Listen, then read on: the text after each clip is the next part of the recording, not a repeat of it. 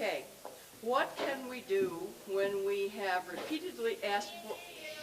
Okay. Hi. Yeah, how about, is there any way to get lights on here? Lights? Okay.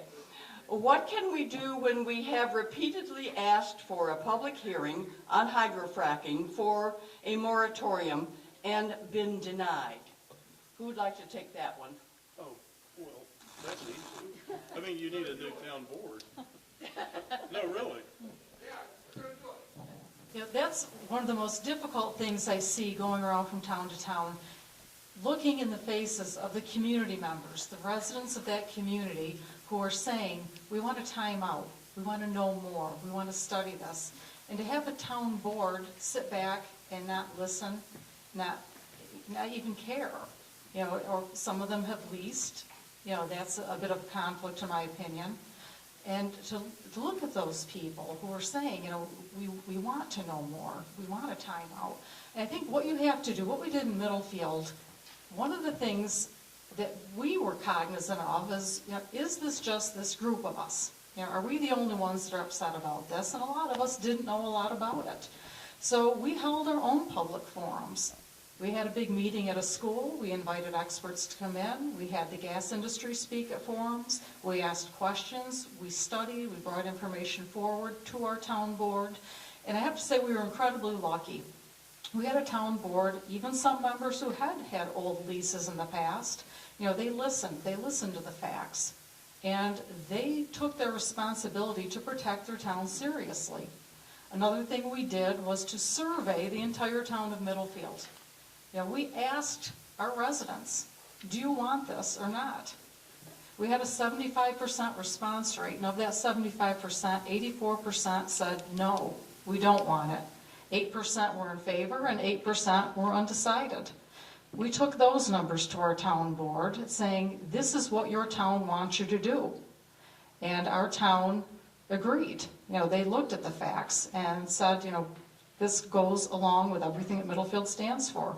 You know, I think what you have to do with those town boards is, you know, keep after them, show them, bring those surveys forward, fill up your town board meetings, keep presenting the facts. You know, and if they keep not listening, I hate to say it, but if they allow your town to pursue gas drilling and you as a homeowner are affected, if you lose your water, if you lose your home value, you can bet that as a resident of that town, I would be going after my town for not doing what they should have done and protecting me from what we told them to be true. Okay, here's a slotche question. Is it no slotches. is it costly in terms of legal costs to enact a moratorium ban on gas drilling in a town? Okay. Just to keep Kelly from having to answer all those questions, I am also a resident of Middlefield, so I know some of how things went there.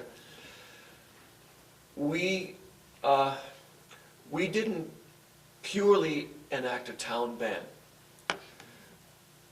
When this whole issue was coming up, and it's been brewing for about 4 years, partly because I live in that town and I've been bringing it up with the town board for about 4 years, you know.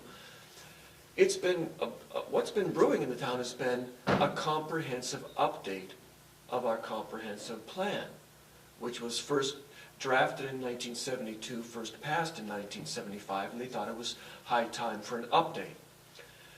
So we decided to update in a very sober and serious way, making sure that we were covering all the points of SECRA law, of any impact new decisions could possibly have on the town use, on the environment, on the business climate, every other layer of an impact on the town. We took a look at a comprehensive update of our zoning ordinances. The zoning ordinances in Middlefield had always prohibited heavy industry. And the only addition we made with respect to oil and gas drilling was to, include them as examples of the heavy industry for which there was no allotted space in Middlefield. But we did, so it's hard to say what our our total costs were, because our total costs took in, hiring a team of attorneys to get us started on the update for the comprehensive plan. Hiring up a couple of experts, I gave my expertise for free because it's my town. But some other people, made out a little better because they have to do this to eat. And we also, of course, then had, the added layer of the fact that, we got sued. I think if you break it down, the cost for the comprehensive plan update was $10,000 to $13,000 in that ballpark. The cost of the suit itself was another $13,000 or $15,000.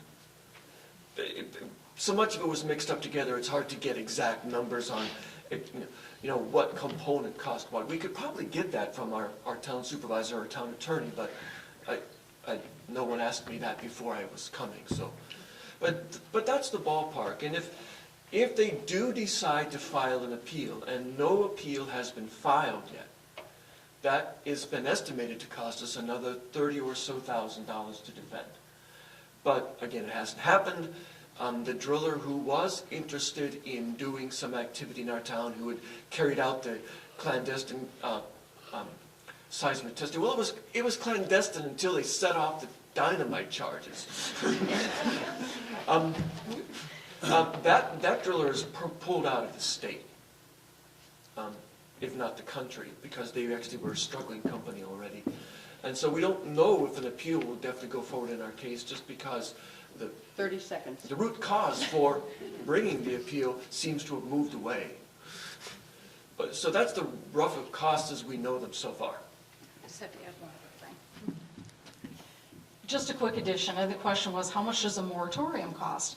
A moratorium costs you nothing, other than if you need additional legal help for your own town attorney. And there are attorneys out there that will do this pro bono. They won't charge you to come in and help you draft that language. A moratorium is a timeout. A moratorium does not cost you anything. A moratorium is your town saying, hey, wait a minute, we want to step back. We want to be careful about this. We want to look at all the facts. We in Middlefield knew we were going to be sued. But they're not going to go around and sue every little town. That costs a lot of money. They have 2 cases now, Branigan and Middlefield. We knew they were going to come after us, which is why we were so careful to, cross all the T's and dot all the I's and go that extra mile. That's why it cost us a little more. But a moratorium costs you nothing. A moratorium gives you peace of mind. Okay. Here's one for Chip. What is the deal on seismic testing? Well, really, very quickly, again, this is emblematic of the state's lack of regulations. New York is one of the few states where there are no regulations on seismic testing, meaning you could shoot a seismic test, drill a hole, set up dynamite anywhere in the state, and the state, there is no setbacks for anything on that. This is sort of unusual, but it's not unusual for New York to have no regulations that address the location of where you can shoot seismic. Just to give you an example, in some states, and my favorite is Louisiana, where they shoot seismic in the bayous and water, you can't shoot seismic within 1,000 feet of a boat in Louisiana. In this state, you can shoot a seismic shot anywhere, and that could screw up somebody's well, somebody's foundation of their house, you name it. No regulations for that in New York State. Thank you, Chesapeake. Okay. Ron, this one might be for you. What are the long-term effects of these chemicals in the ground? And I've read that there's hydrofracking may cause earthquakes. Is that true? Some of that's okay. I'll take the second one first because it's really simple. Can hydraulic fracturing cause earthquakes? The answer is yeah, kinda. Never really did it in this country. It's done it in the UK, and clear demonstration that it has done it in Great Britain. What we've seen happen in this country is that trying to bury the waste, by injecting it in underground injection wells, has triggered earthquakes, and it's triggered earthquakes in California, in Ohio. In fact, in the very town in Ohio where I was born, that's Youngstown. They've triggered earthquakes across Arkansas and also across parts of Canada, especially the Horn River, gas field of British Columbia. Underground injection of gas field fluids has actually triggered earthquakes, and most of them have not been highly damaging. We've had some, like the one in Youngstown, was enough that we had people lost china and glasses and different, knickknacks. But so yeah, there is some risk for earthquakes from hydraulic fracturing. It's fairly low, but since it's happened in the UK, I think if it was to just go willy-nilly, there's a chance we could see some more here in this country, but probably not an awful lot, and probably not super, high-intensity earthquakes unless they were near a fault already getting ready to go. The question about these contaminants, in the groundwater, and we shouldn't ignore, by the way, contaminants in air quality, because first of all, some of the greatest issues with people living downwind of gas fields, and in fact, physicians in West Virginia and Pennsylvania have actually coined the term downwinder syndrome. Some of the worst and the most pervasive issues that people have had has been from air quality impacts, if not from the silica dust of them, blowing all this sand into hoppers, then from them venting, these massive ponds to try to oxidize things and prevent algae from growing and making other kinds of problems with their pond operations and their impoundments. But the problem with some of the chemicals getting into the ground and into the groundwater is that most of these have not been very much studied. As I've looked at the patents put on various well services chemicals by the industry, and I've gone behind the patents to actually look up the Ph.D. dissertations and the records kept by scientists all across this country, in Canada and Australia, who've worked on these products. What I always see are lots and lots of data on how this chemical or this product is projected to operate in the field, or field notes on how well it did, but I never see any safety studies. This is not, by the way, just the oil and gas industry. It's only a recent innovation by E.I. DuPont and Merck to start doing more safety studies on the things that they build, in-house as well. But this is an ongoing problem, is that it's hard to describe what we should be expecting. And some of the sources of trouble you wouldn't expect. For example, when they try to recycle water, we all think of that as a good idea.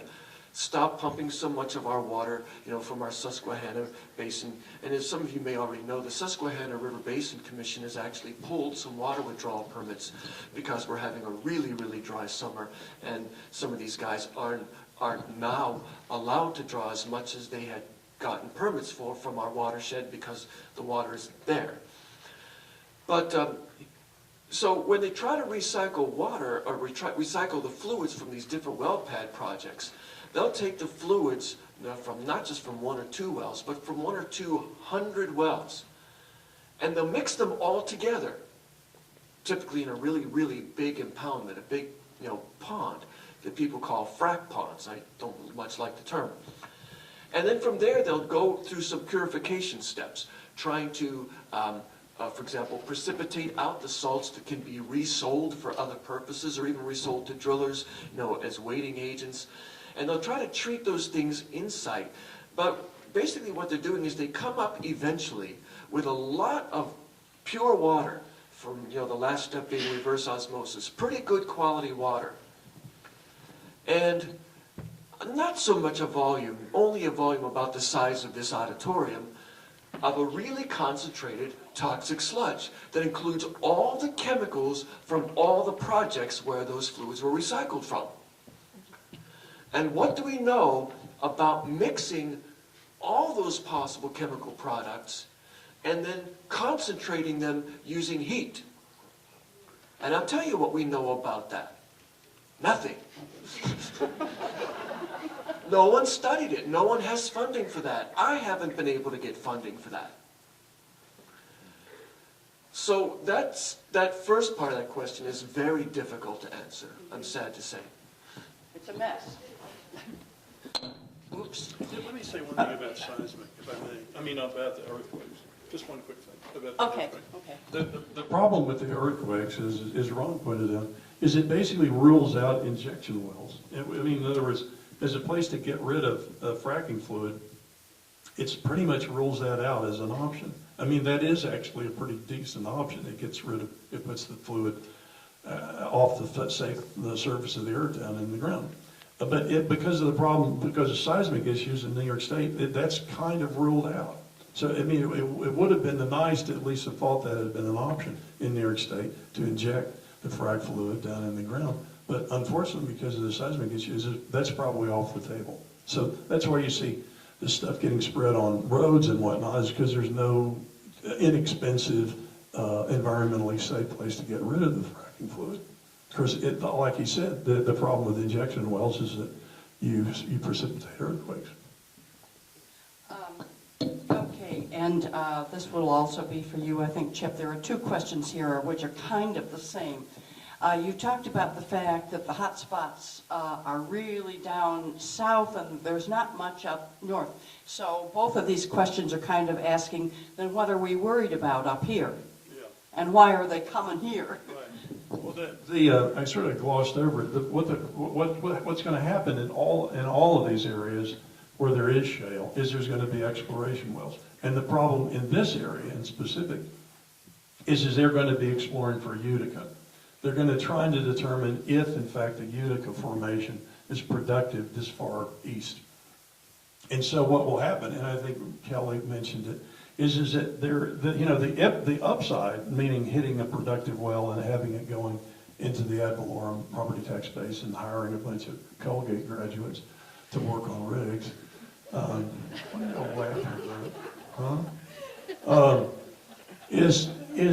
That's kind of iffy, and it's certainly iffy at these prices. And those prices, by the way, they're not projected to get up into the economic realm up until maybe another 10 years out.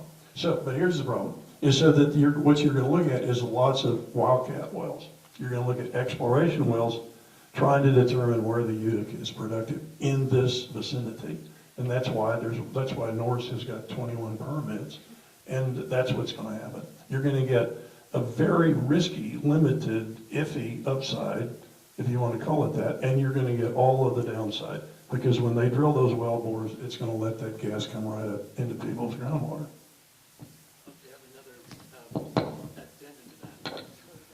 One of the things, for lack of time, we never talked about today, and it's very much a part of the picture for this industry, is the issue of pipelines and compressor stations.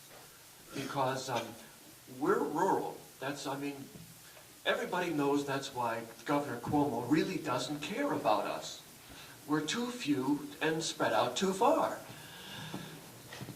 So all the gas that's produced, just south of us, just west of us, is going someplace else. Okay, the gas coming along Route 20 up here, along the Tennessee pipeline, at the moment anyway. Well, that's essentially going to Boston, okay, in the Boston area where there are lots and lots of users and it's commercially, viable to sell the gas over there. And then they have compressor stations here and there and everywhere. The nearest compressor station to here, in case you don't know it, is in West Winfield. And the next one going over, to the east, okay, would be outside Sloansville. If you've never heard of that, then you probably don't worry about it because it's not in your backyard. And then going over to the west, we've got a couple of other stations just south of Syracuse. These compressor stations give off all kinds of impurity, and the closer they are to a gas field, the more impurities there are still to vent and to be pulled out by glycol rehydrators and things like that, which just typically just vent whatever impurities they pull from the gas stream into the air that's surrounding this installation. These are usually diesel engines. The ones in West Winfield up until a couple of years ago were actually natural gas driven engines. They didn't perform very well, so they're back to diesel. But sorry about it, it's how it is. And So they run 24/7, and for the neighbors, if they happen to be close, you're going to be hearing that. But more than that, you're going to be smelling that. These are unmanned stations, remotely monitored and operated by little shacks. Some of them co-operated by the owners of the Tennessee gas pipeline and also the Iroquois line, which runs more north to south, and they cross not far from here. These pipelines are still going to come through and actually proliferate. The more gas that's produced nearby, just south of us, is going to require ways to get it to market. And they're not talking about markets like, metropolitan Hamilton.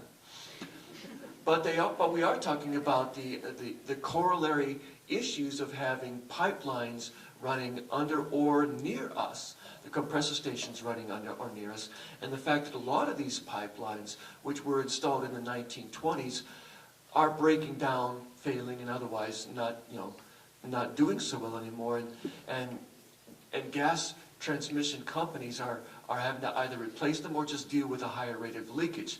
And lately, with gas prices so low, it's the higher rate of leakage that we're living with. This affects us directly every day, and it's already there doing that now. In case I hope I made you all feel better.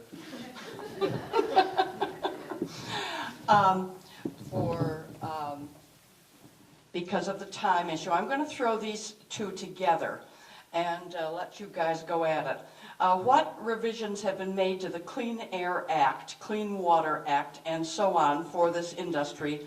How are the gas companies able to override zoning laws? Since there is the Halliburton loophole, the exemption from the Safe Drinking Water Act and the Clean Drinking Water Act, can towns enact prohibitions and protections for the water? Okay, let's do this. Yeah, thank you. You answered the EPA questions. Okay. And I'll answer the zoning bit. Let me just say quickly that the town cannot enact EPA-like ordinances per se.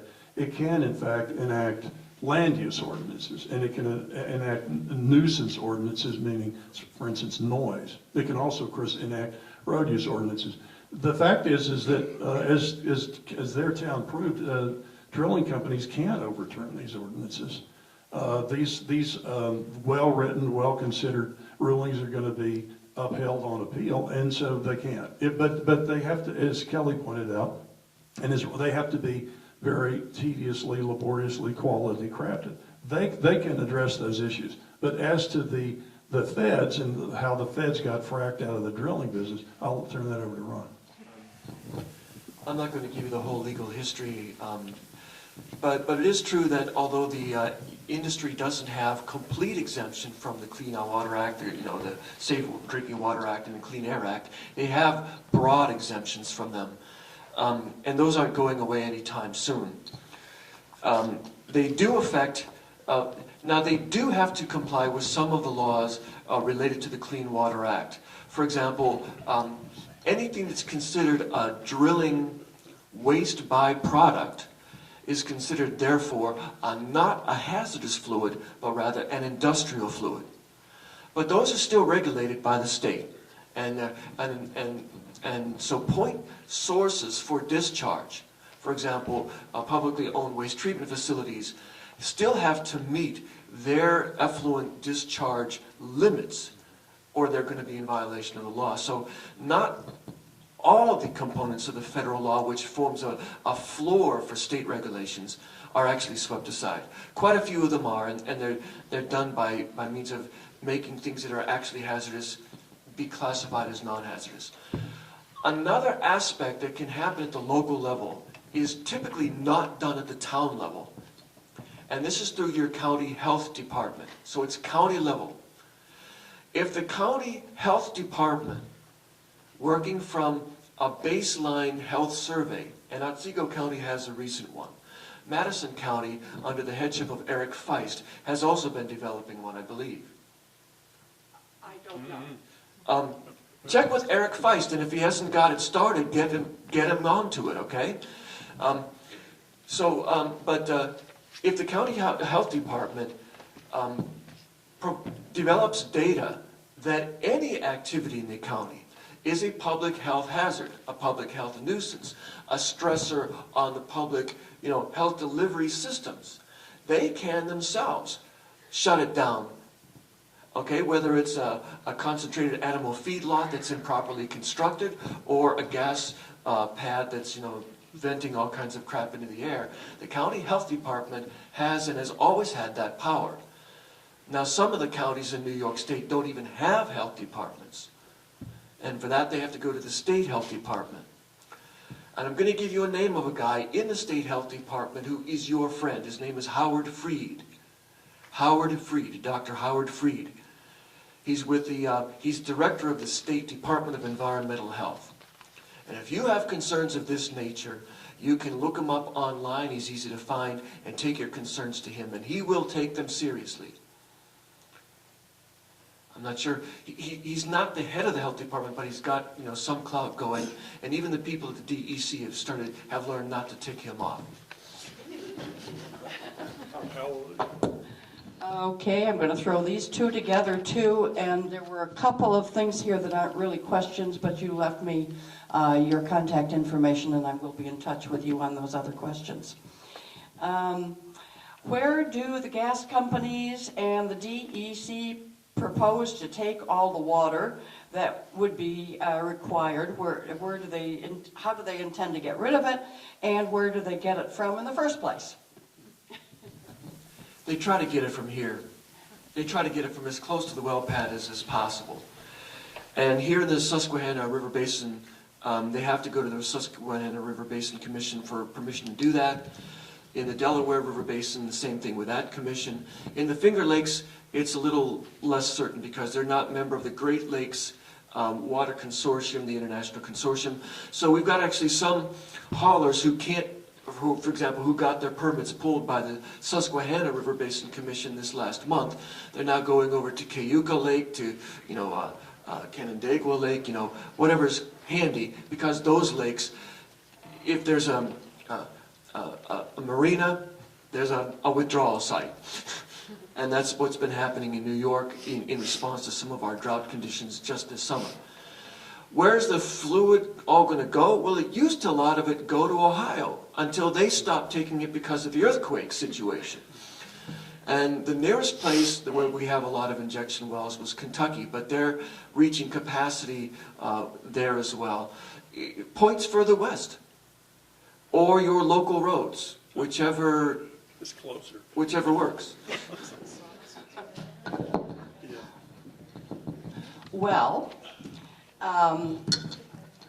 we have, let's see, we have 5 minutes. Would any of you three like to say any last words of wisdom for the folks?